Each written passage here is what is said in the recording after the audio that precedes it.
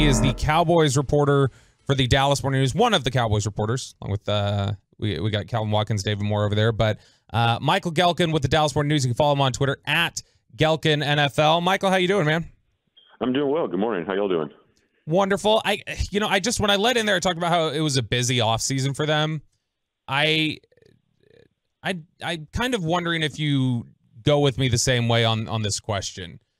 I don't know that the Cowboys are being any more active than they normally are or spending any different than they normally are.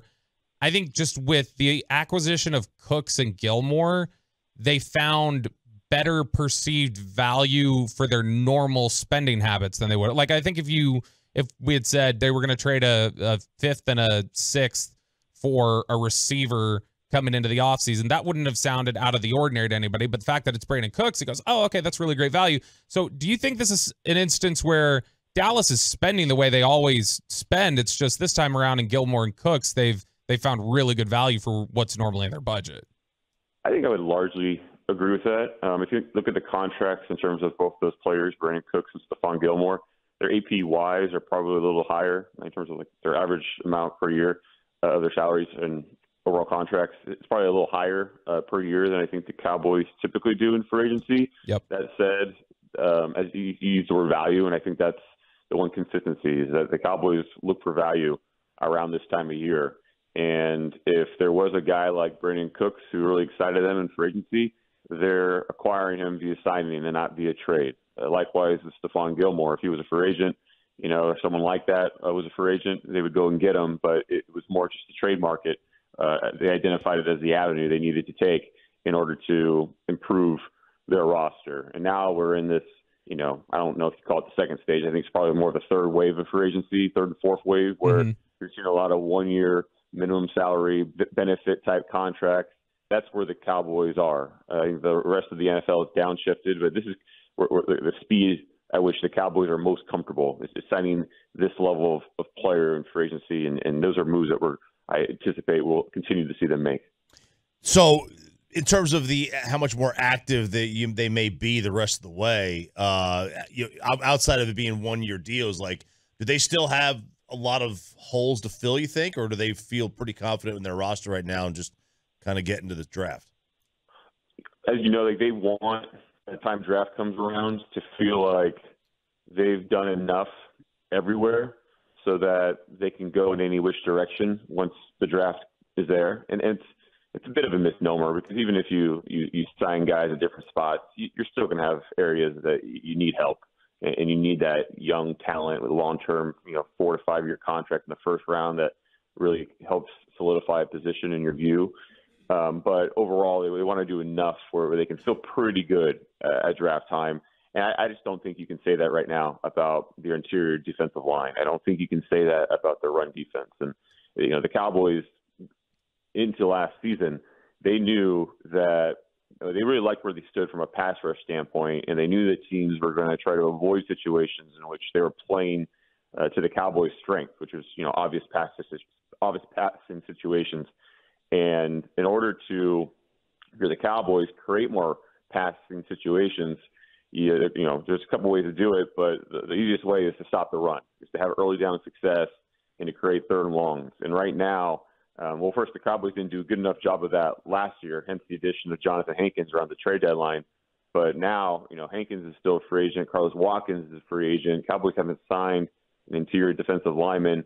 It screams an addition there to come. And I wouldn't be surprised if it is Hankins. I wouldn't be surprised if it's Carlos Watkins. I wouldn't be surprised if we see the Cowboys invest there in the draft. But they got to do something to augment that position, because that's a big part of completing this defense now that you've added Gilmore. Michael Gehlken from the Dallas Morning News joining us. Michael, when you look at the acquisition of Cooks within the context of, you've already got CeeDee Lamb here, obviously. You've got Michael Gallup. You've got Jalen Tolbert. Those were guys that they invested in. Tolbert with the draft capital being a top 100 pick. Gallup in terms of the new contract. They still go out there and they acquire Cooks, obviously, because of the struggles those two had. What do you think the confidence level is for the Cowboys? Is there any uneasiness, you think, for them about the prospects of Michael Gallup and or Jalen Tolbert being able to bounce back this year? I sense a lot of confidence from him. Gallup is someone that you hear most vocally. That's not to say anything about Jalen Tolbert, but they just really believe that the health situation will be a lot stronger year 2 off of ACL relative to year 1. Keep in mind that this is a player who had February surgery last year. He did a lot of prehab before the procedure, underwent it, and then obviously missed the entire spring, missed training camp, and then missed the start of the season, and then needed arthroscopic surgery to his other knee and his other leg, ankle, and it was just very clear that he was never really right, physically or for that matter, mentally. And so he's got an opportunity to have a much more traditional offseason, one in which he can focus on making gains rather than simply getting back to the field.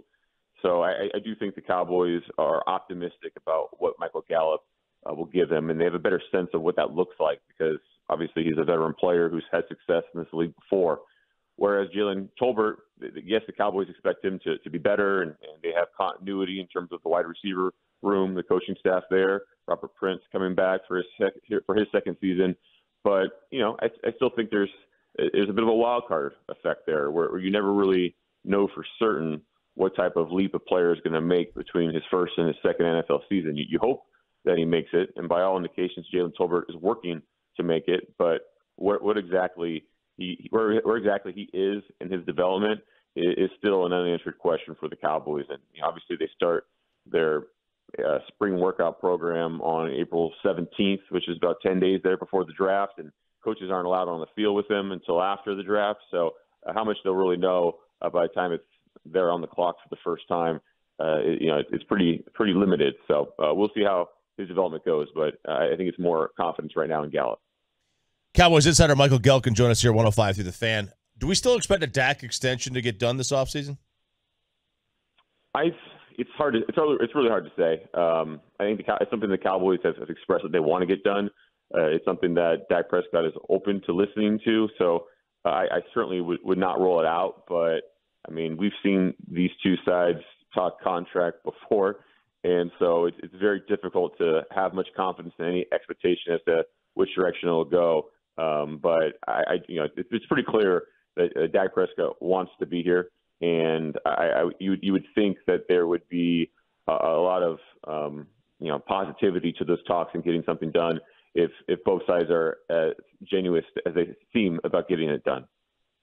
Now, Michael, the plan at left tackle is something that really fascinates me because it was something where I think Tyler Smith played better at left tackle than left guard last year. We obviously saw a great year from Terence Steele. Tyron Smith had some struggles at the end of last year, and there's always the question about his availability with his health. They reworked his deal, Tyron Smith. They're bringing him back with these escalators in there based on playing time. Is it the case, you think, at this point where Tyron Smith's job here is as insurance and that he's here as essentially what Jason Peters was last year and that Tyler Smith is your left tackle, Terence Steele's your right tackle? Or do you think Tyron's in line to be the left tackle and Tyler Smith will likely slot into left guard? For me, I would say none of the above. In my experience, when I see a player sign a restructured contract that features a reduction in base pay, which is what Tyron Smith did with the contract he restructured, and that restructures involves playing time incentives, to me, that's not a guy who expects to or has been made to expect to be a reserve, to be a swing tackle. To me, it means the plan is to start him because you don't sell that contract to a player with those incentives any other way. So Tyron Smith, the role won't be as a role player. To me, that's something that the Cowboys effectively declared with the way that they restructured that contract. I would be surprised if Tyler Smith is playing anywhere but left tackle week one. I believe, when we know he is this franchise's left tackle of the future, there's value in that future being now. So when I look at it, I see Tyler Smith at left tackle, Tyron Smith at right tackle, and then Terence Steele, who is the right tackle of the future. We'll see where that looks. Right now, he's coming off of ACL, and there's some fluidity, even if the Cowboys believe he's rehabbing from an ACL better than any big man they've ever had has rehabbed from an ACL before. He's that far ahead of things and has looked really good in his work with Duke Manyweather, and his offseason prep has been very, very strong. But I think you just kind of allow that situation to work itself out. There is a bit of a need at left guard, and so we're going to see over the course of the spring and into the summer what the Cowboys do. But I would expect when it's May and the Cowboys are on the field outside, at Sports Center at the Star, I think we're going to see in the first team reps it'll be Tyler Smith at left tackle, Tyron Smith at right tackle, and you move forward from there. So if that's the case, because obviously Terence Steele's a restricted free agent, they put the tender on him, but there was hope or still hope, I guess, that they can get a longer term deal done with him. What kind of a deal could that potentially look like if they're not even willing to have him at right tackle potentially starting? Yeah, and this is just my theory. This is just sure. Yeah, that's just speculative. Yeah, but look, Terence Steele is a right tackle of the future. If you were to put Tyron Smith there, if we're just going to walk down this hypothetical, none of that changes. I think if you were to get a contract done with him, you sign him to a 6-year, $50 million per year deal. It's to be the right tackle of the future. And Terence Steele, I think, was such a team player. I mean, if you were to go down the road and have a conversation, again, we're just having a hypothetical way early. But that was just the way that I would see it with Tyron Smith's contract being the baseline and knowing how the Cowboys view Tyler as a first team left tackle. And you don't need to make any tough decisions or have any tough conversations with Terence through the spring probably because of the ACL. But you're going to pay Terence Steele as a right tackle because that's who he is for you and for your organization. And then in the short term, you can maybe ask one player to do something that, he's not. Since Tyron Smith, to me, because of that contract, is going to be, playing this season when healthy, and that's who he is when he's healthy. I mean, it's very difficult to have Tyron Smith, who's healthy, just about as good as anybody in this league at tackle. It's very hard to ask someone at that level to do anything but take the field for you when he's healthy. But that means because of that contract with the incentives and the playing time, that be it Tyler Smith or Terence Steele, you're asking one of your other two tackles to play a position that is contrary to where they are in terms of the future of that tackle position. So one of those isn't playing tackle. Presuming both those guys are going to be on the field, makes a whole lot of sense to me. That's just the way that I would see it because that's where the spring starts with Tyler Smith at left tackle. How different do you expect the offense to look with McCarthy calling the plays? I think it will look that's a great question. I think a lot of the changes or a lot of the differences will be pretty subtle to an untrained football eye. I'm going to put myself into that category as much as I like to know as much as I do about the game and the offense and different run concepts and all those sorts of things. I think the changes are going to be pretty subtle. I think if they were making this change after 2020, it would seem a little more radical because of how much Mike McCarthy wants to run the football. But this is something that McCarthy was getting at when he sat down with reporters at the Combine. He was praising how Kellen Moore has, over the course of his development as a play caller in the NFL, gained a sense of how to be balanced as an offense and how to run the football more often. And with that increased frequency, you help out your defense. You do different elements of it that Mike McCarthy really believes in. And Kellen Moore really, followed McCarthy's guidance more increasingly if you look at the rush attempts per year. And that's something that McCarthy will continue on. So I think the run attempts could look pretty similar to what they looked like in 2022 as a credit to what McCarthy feels was Moore's development. But in terms of some of the run plays, what they look like in terms of concepts and, some of the progressions and what that looks like for Dak Prescott to make this offense a little more what they would consider to be quarterback friendly. I think those are all conversations that the Cowboys have had.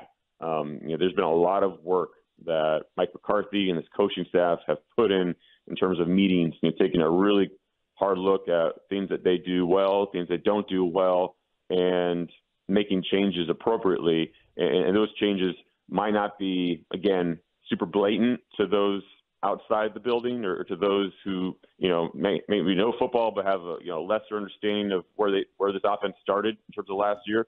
But those changes are going to be there, and the whole goal is for this these subtle yet significant changes to be felt in the Cowboys' overall efficiency and Dak Prescott's efficiency. So those are sort of the alterations that have been made, but again, might not be obvious, but they are major in Mike McCarthy and the coaching staff's view. Michael Gehlken covers the Cowboys for the Dallas Morning News, does a wonderful job on the beat. You can follow him on Twitter at Gehlken NFL. Michael, appreciate you, man. Thanks, guys. Have a great morning. Take care.